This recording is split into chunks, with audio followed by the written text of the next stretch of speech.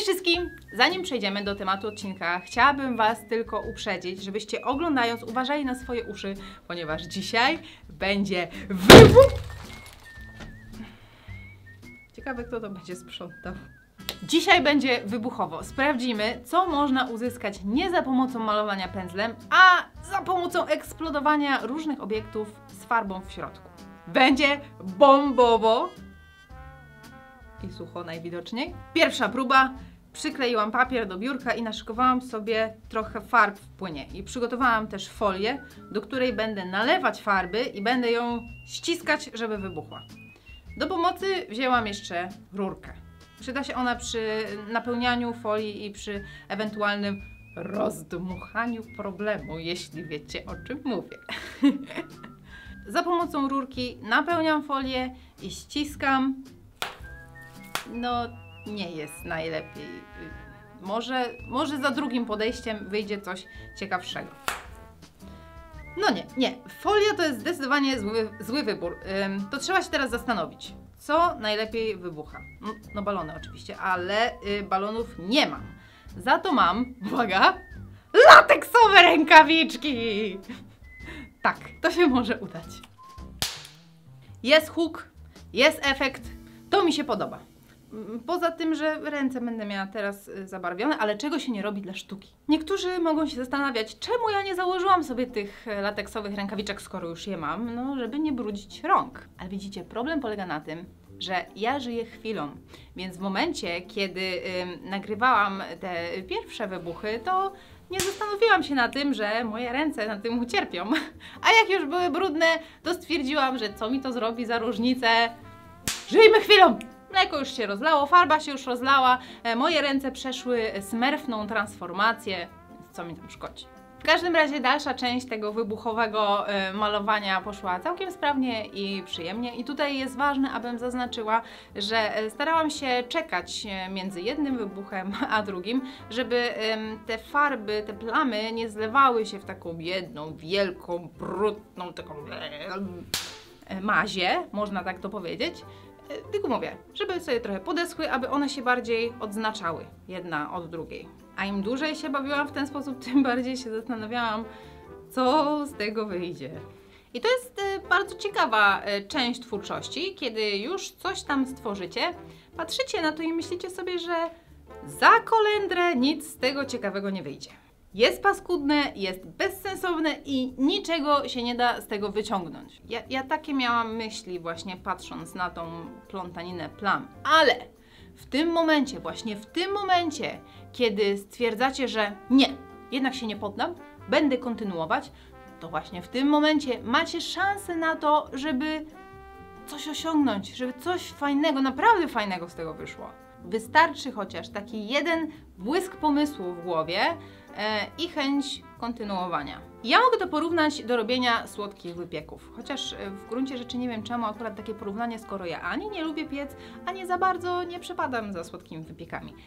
Ale wyobraźcie to sobie, możecie przygotować ciasto i poddać się, zanim włożycie je do piekarnika, ale wtedy zostajecie po prostu z surowym ciastem i nic więcej z tego nie ma. Natomiast jeżeli stwierdzicie, że hej, nie mam nic do stracenia i włożycie go do piekarnika, to albo może Wam to ciasto pięknie urosnąć i będzie z tego coś pysznego, albo cała Wasza rodzina się zatruje, ale w ten sposób po prostu dajecie sobie szansę na sukces.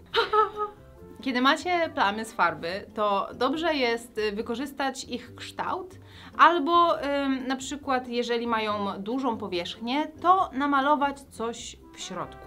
Fajny jest też sposób, aby potraktować papier z tymi plamami z farb tak, jakby tych plam w ogóle nie było, czyli malować sobie na nich i potem na sam koniec dodać po prostu jakiś tam element kolorystyczny, który podkreśla obiekt, który namalowaliście. Tak czy siak sposobów na ogranie tego tematu jest naprawdę wiele i trzeba sobie pozwolić popłynąć, jak ta farba.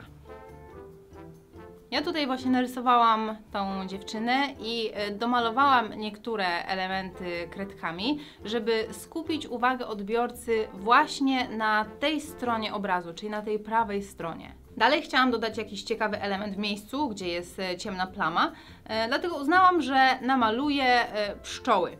I czemu taki wybór?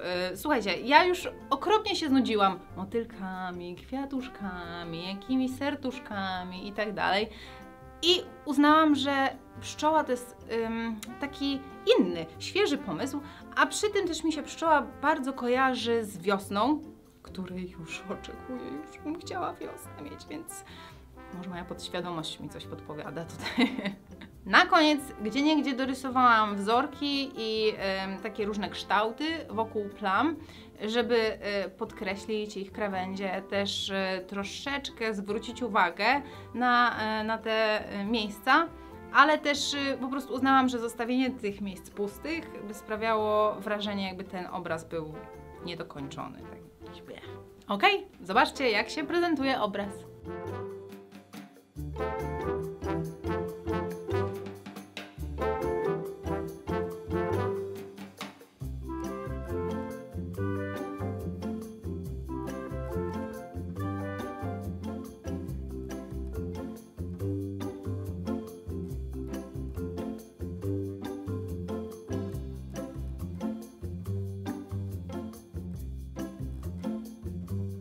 Do następnego obrazu uznałam, że wykorzystam jednak te balony, no bo wstyd, więc pojechałam i kupiłam.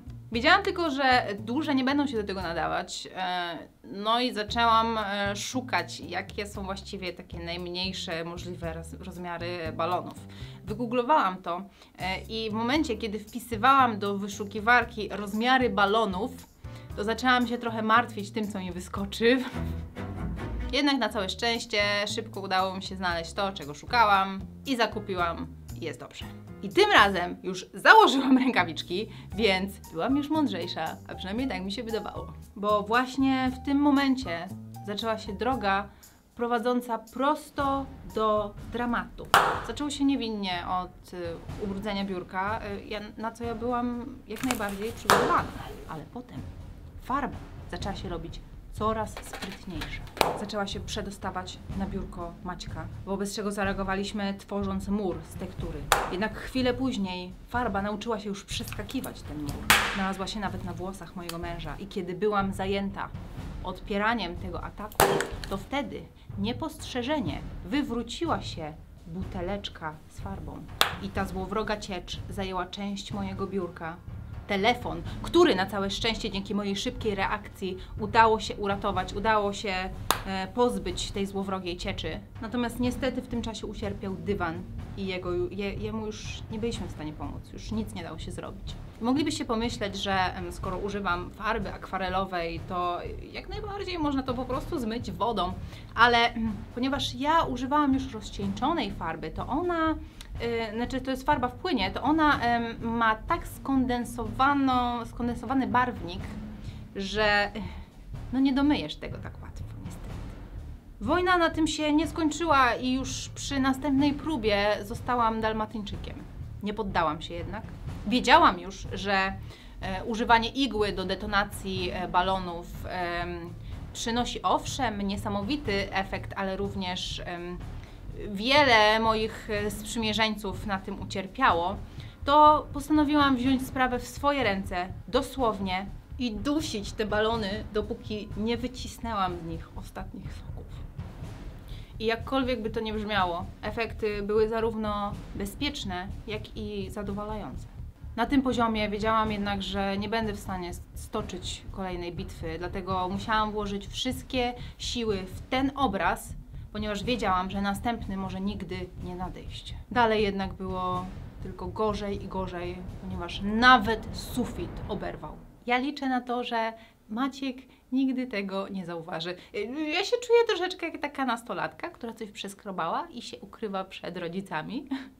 Może to dlatego, że ten pomysł, na który ja wpadłam, był po prostu okropnie głupi. To było oczywiste, że to się tak skończy, dlatego uwierzcie mi na słowo, kiedy powiem wam, nie róbcie tego w domu. Serio!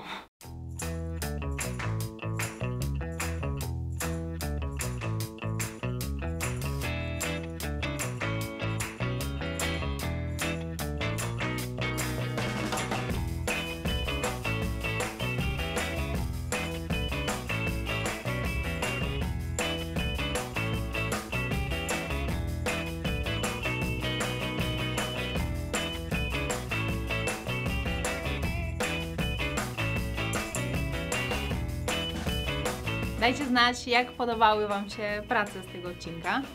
Tutaj natomiast są prace, które wysłaliście mi i przedstawiają one mieszanki zwierząt, czyli kilka zwierząt połączonych w jedno. Do następnego odcinka na pewno nie chcę, żebyście powtarzali mój błąd i malowali po całym swoim domu, więc zamiast eksplodować jakieś balony czy inne rzeczy z farbą, to po prostu poróbcie plamy z farby na kartce i spróbujcie je rozdmuchać rurką. I jak to już wyschnie, to na tym spróbujcie coś narysować. I te prace wysyłajcie mi na olsikowa@gmail.com. Nie zapomnijcie się podpisać, a my widzimy się za tydzień w czwartek o 17:45. Trzymajcie się i pa pa pa pa pa! Albo chociaż powinnam wyłożyć całe pomieszczenie folią, tak jak to robił Dexter. Oglądałeś Dextera? Nie, ale wiem, na czym polega. Okej. No, chyba nie malował. W inny sposób można powiedzieć.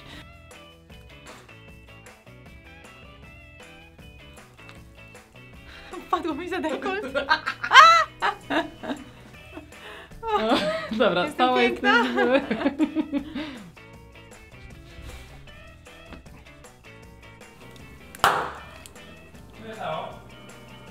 Balon. Ja liczę na to, że Maciek nigdy tego nie zauważy. Teraz coś na pewno nie dowie.